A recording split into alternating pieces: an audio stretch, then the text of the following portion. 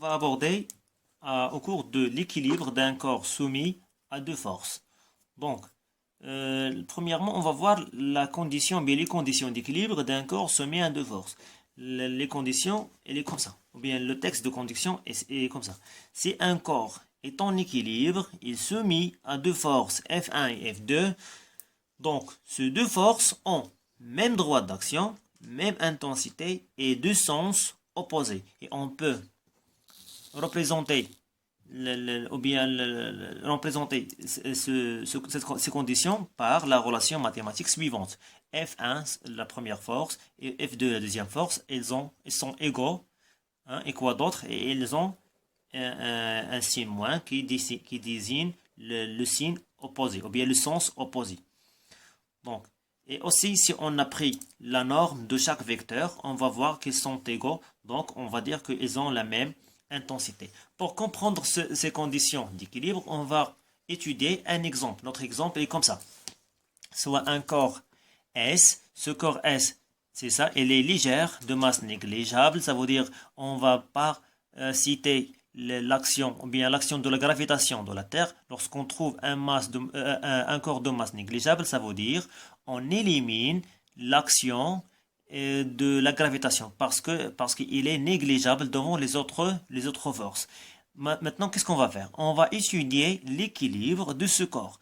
Pour étudier l'équilibre d'un corps quelconque, on doit faire les étapes suivantes. Premièrement, on va trouver le bilan des forces. Deuxièmement, on va déterminer les caractéristiques de chaque force, les caractéristiques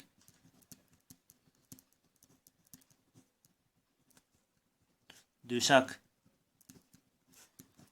force. Et troisièmement, on va appliquer la condition, ou bien les conditions d'équilibre et déduire les caractéristiques non connues. Les caractéristiques non connues. S'ils sont pas connus. 4. Donc, 4, c'est représentation des forces. Dans notre cas, cet exemple, on a tous les caractéristiques sont connus.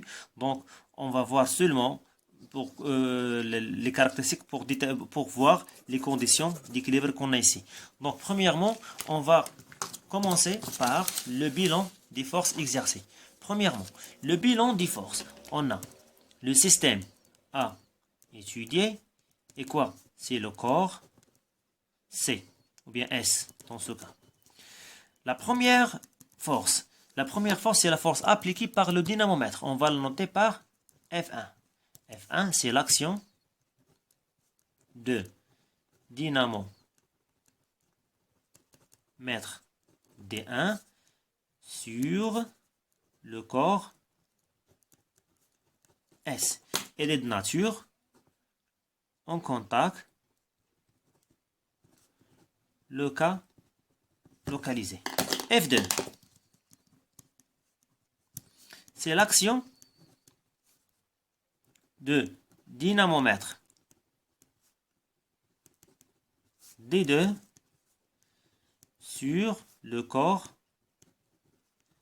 S. Elle est de nature en contact localisé aussi. Donc maintenant, on va aller pour déterminer les caractéristiques connues et non connues. Donc on va rassembler les deux questions 2 et 3. On a deux forces. La force F1 et la force F2. Maintenant, je conseille les élèves de représenter chaque force par une couleur. Par exemple, on va représenter la force F1 par le violet et F2 par le rouge pour déterminer ou bien pour distinguer entre les deux forces.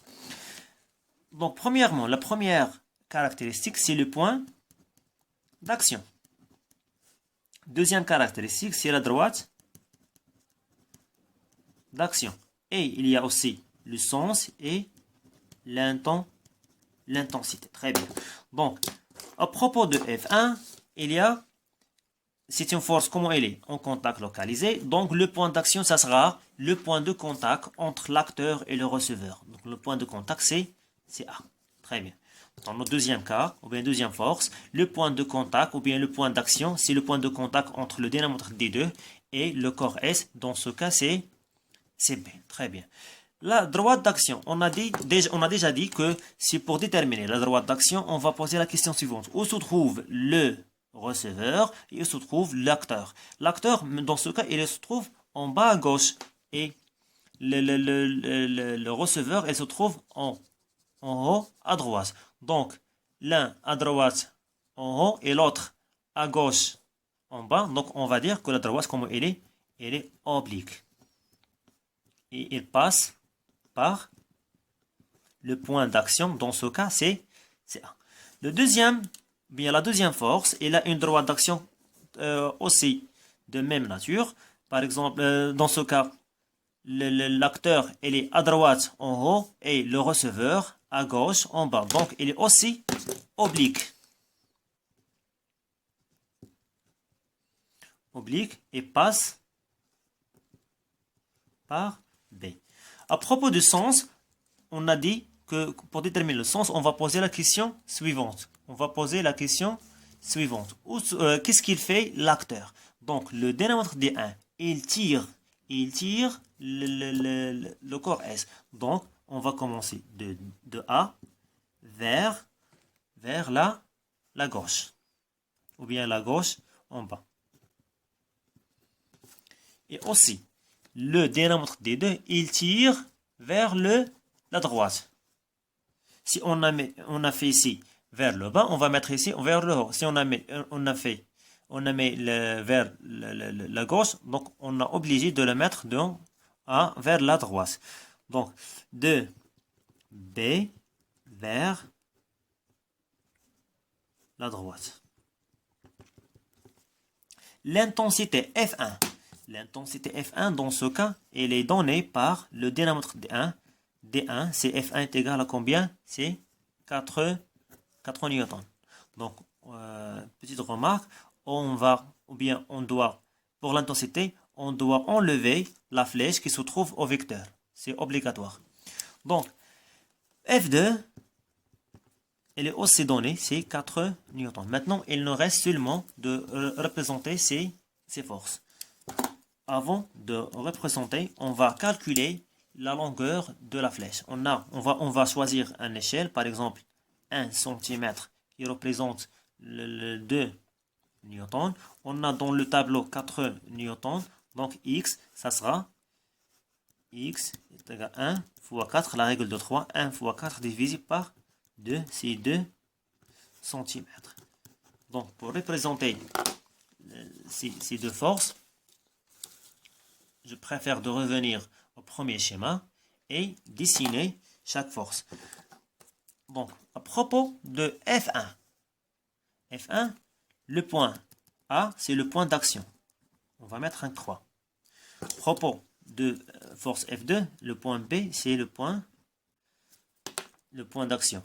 Donc maintenant, on va dessiner la droite d'action qui est commune entre les deux forces et qui passe par A et B et qui est oblique, comme ça, une droite discontinue. Ou bien on va la dessiner par le crayon.